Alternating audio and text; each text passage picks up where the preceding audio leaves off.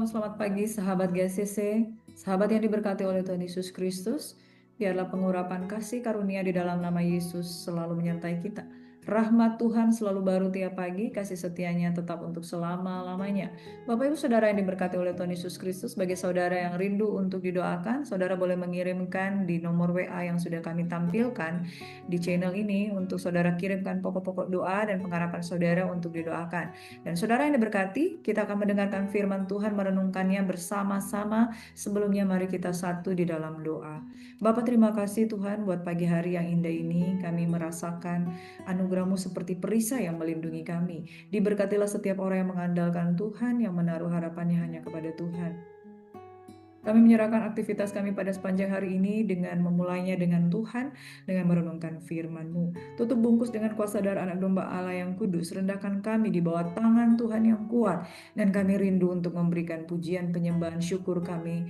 Dan lewat ibadah pada pagi hari ini, biarlah sabda firman-Mu menjadi terang bagi jalan kami, pelita bagi kaki kami. Dalam nama Yesus kami bersyukur.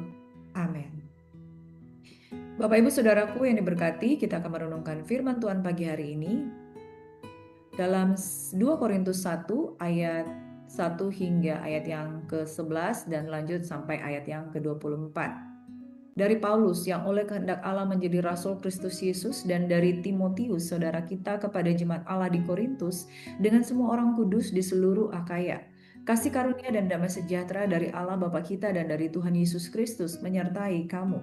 Terpujilah Allah Bapa Tuhan kita Yesus Kristus, Bapa yang penuh belas kasihan dan Allah sumber segala penghiburan, yang menghibur kami dalam segala penderitaan kami, sehingga kami sanggup menghibur mereka yang berada dalam bermacam-macam penderitaan dengan penghiburan yang kami terima sendiri dari Allah.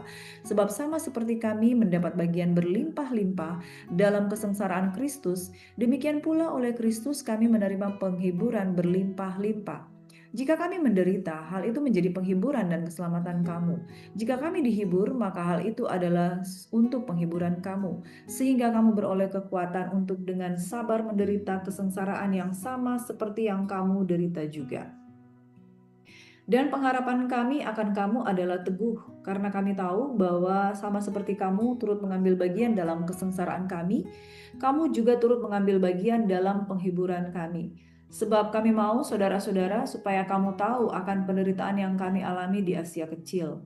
Beban yang ditanggungkan atas kami adalah begitu besar dan begitu berat, sehingga kami telah putus asa juga akan hidup kami. Bahkan kami merasa seolah-olah kami telah dijatuhi hukuman mati. Tetapi hal itu terjadi supaya kami jangan menaruh kepercayaan pada diri kami sendiri, tetapi hanya kepada Allah yang membangkitkan orang-orang mati.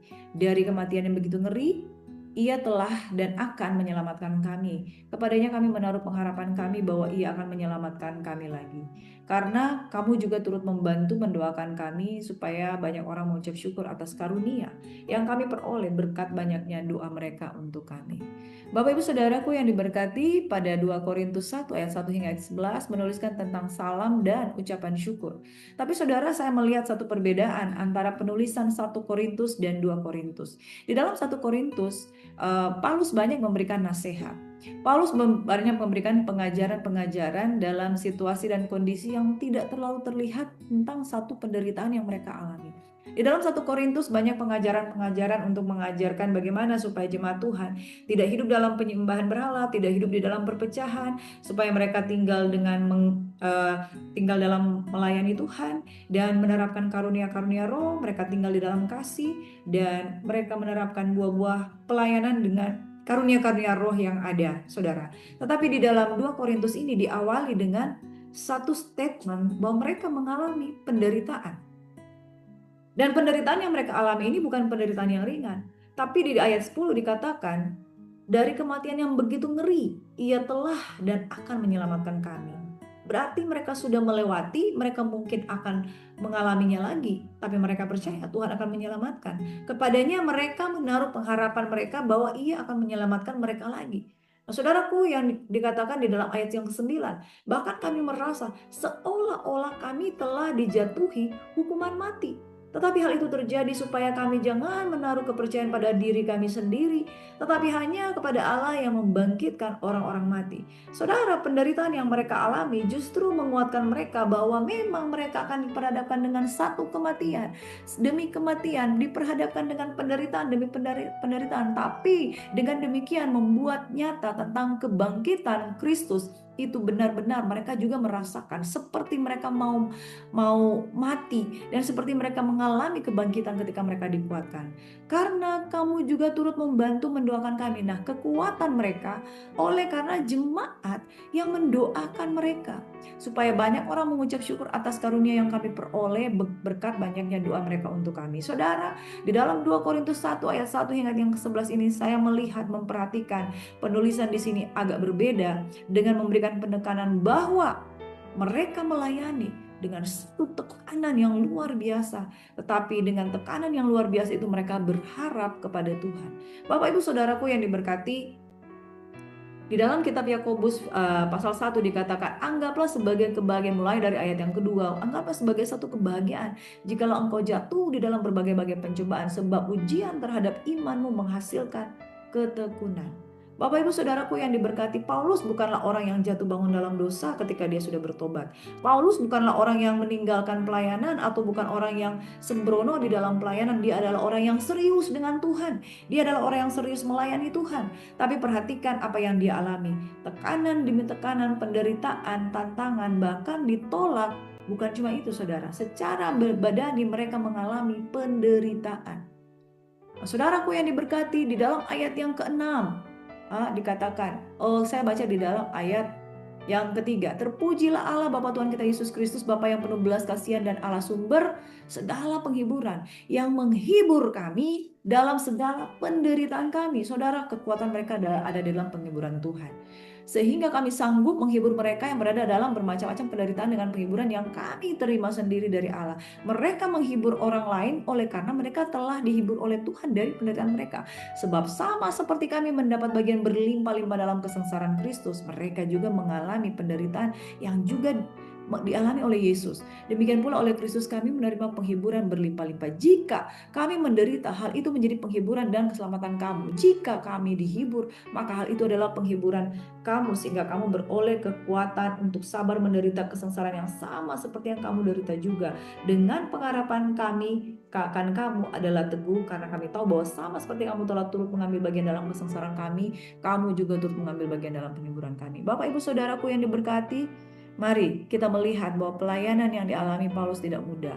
Oleh sebab itu, kiranya ini menjadi motivasi bagi kita yang mungkin ada di dalam tekanan-tekanan pelayanan. Saudara, Tuhan pasti akan menghiburkan. Dan satu hal saudara, jangan jadi tekanan-tekanan penderitaan oleh karena persoalan yang kita buat-buat sendiri, yaitu tidak mau mengampuni, yaitu jatuh dalam dosa, yaitu menjauh dari hadirat Tuhan. Bukan penderitaan seperti itu lagi saudara, tapi penderitaan yang ketika kita sudah memberikan persembahan yang terbaik, pelayanan yang terbaik, kita masih mengalami tekanan-tekanan.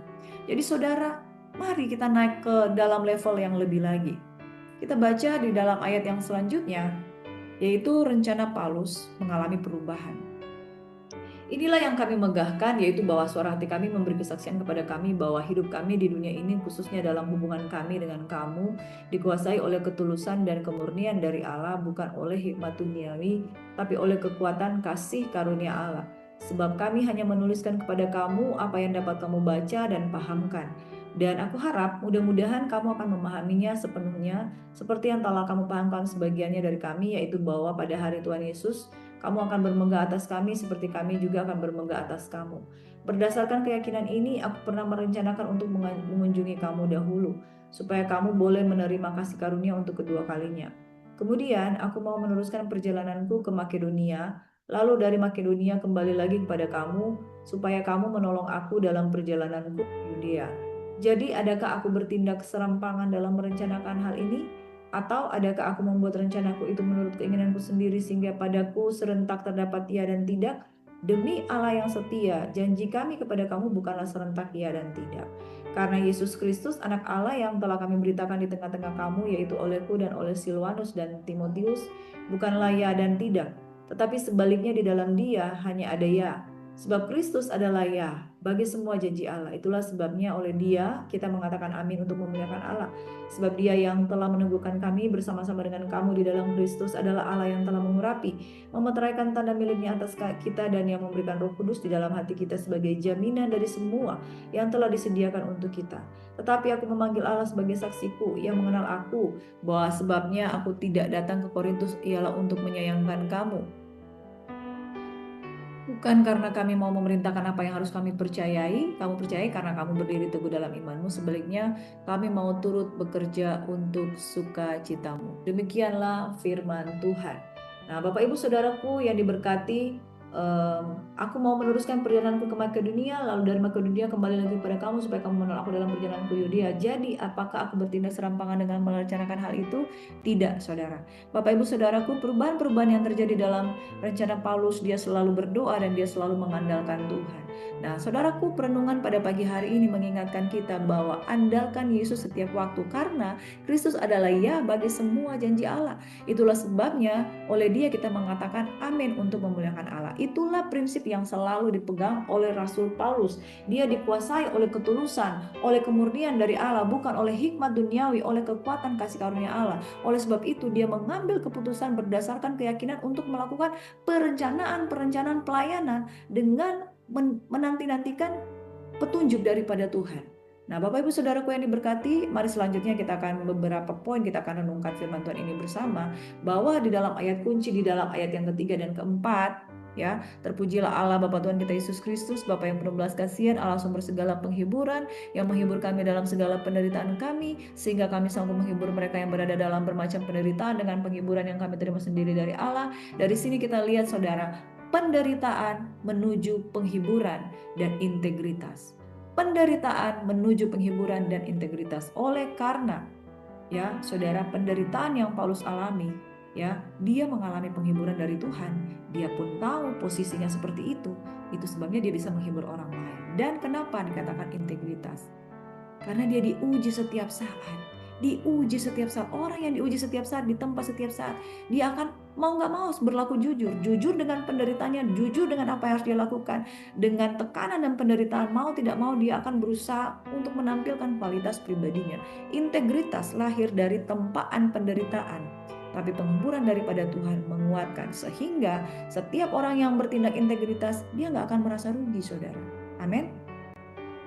Nah, saat mengalami tekanan atau kesedihan, saudara, belajar dari Paulus, jangan menyerah. Ada penghiburan dari Tuhan, kejar penghiburan dari Tuhan. Jangan biarkan penderitaan itu sia-sia.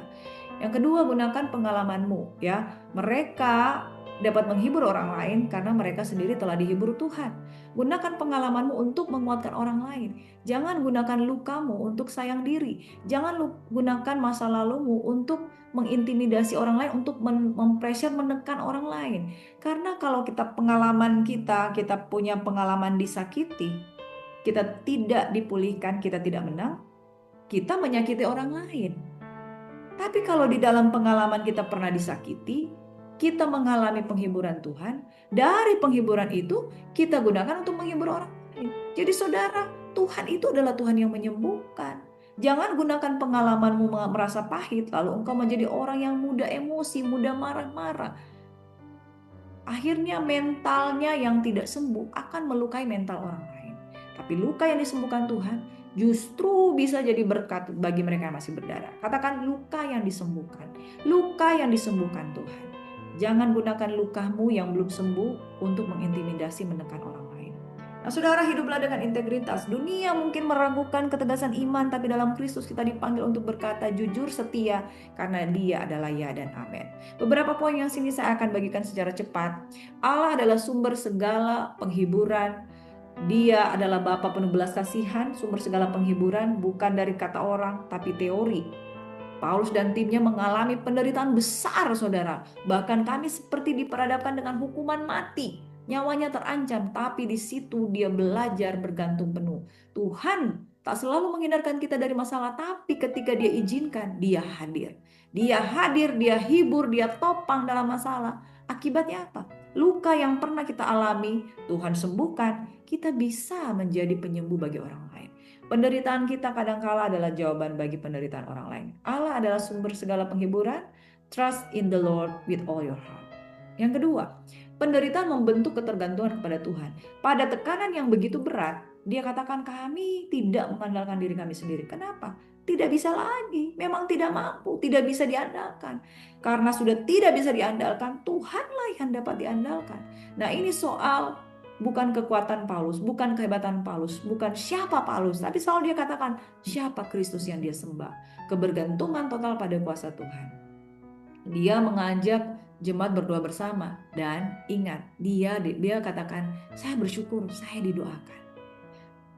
Warning bagi kita saudara, kalau kita terluka, ada penghiburan dari Tuhan dan minta topangan doa dari Tuhan. Doa bersama memberikan kekuatan. Makanya komunitas itu penting yang membangun. Doa memberikan kekuatan yang melampaui batas manusia. Amin.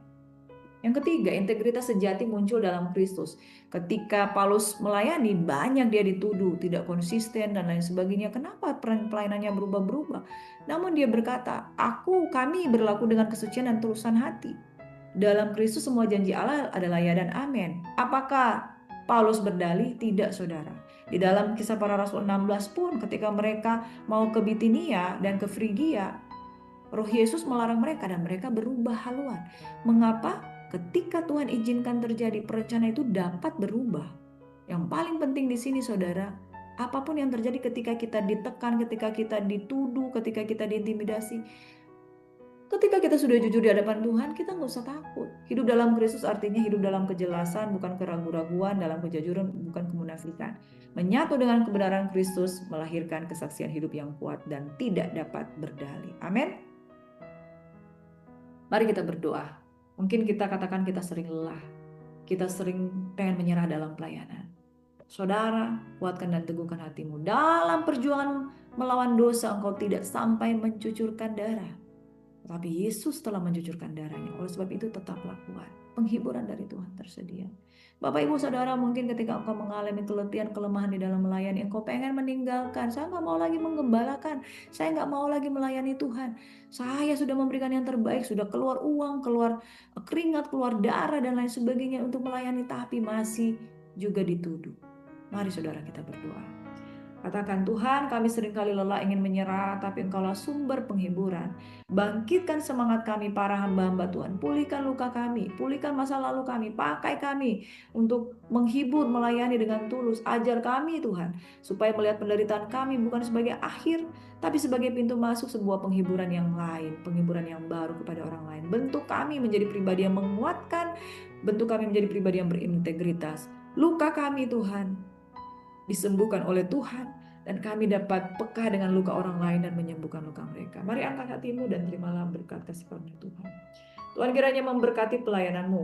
Tuhan kiranya memulihkan engkau dan memberikan penghiburan kekuatan baru. Engkau mungkin menderita, tetapi tidak sampai mencucurkan darah, dan firman Tuhan katakan, agar engkau berbahagia di dalam berbagai-bagai pencobaan, sebab ujian terhadap imanmu menghasilkan ketekunan, dan ketekunan itu akan menghasilkan buah yang matang. Dan diberkatilah hamba-hamba Tuhan yang selalu memberikan yang terbaik kepada Tuhan. Dan ingatlah bahwa penghiburan daripada Tuhan membuat engkau kuat dan membuat engkau dapat menghibur orang lain sehingga jemaat pun dikuatkan. Tuhan kiranya mengurapi, memberikan kekuatan, menghibur dan memberikan pengharapan baru dalam kehidupanmu. Sabar dalam kesesakan, bertekun di dalam doa. Disucikan, dikuduskan kiranya pelayananmu, keluarga, rumah tanggamu, kebutuhanmu dibuat Tuhan tersedia. Ada burung gagak yang Tuhan kirim untuk menyiapkan semua berkat-berkat yang kau perlukan. Dan apa saja yang kau perbuat dibuat Tuhan berhasil, diberkati, beruntung. Dan semua berkat ini kita terima di dalam nama Bapa, Putra, dan Roh Kudus. Demi nama Yesus Kristus Tuhan, sumber berkat kehidupan kita. Dalam nama Yesus semua yang percaya diberkati Tuhan, sama-sama katakan, haleluya, haleluya, amin. Saudara, kiranya Tuhan Yesus memberkati setiap aktivitas kita. Selamat beraktivitas. God bless you.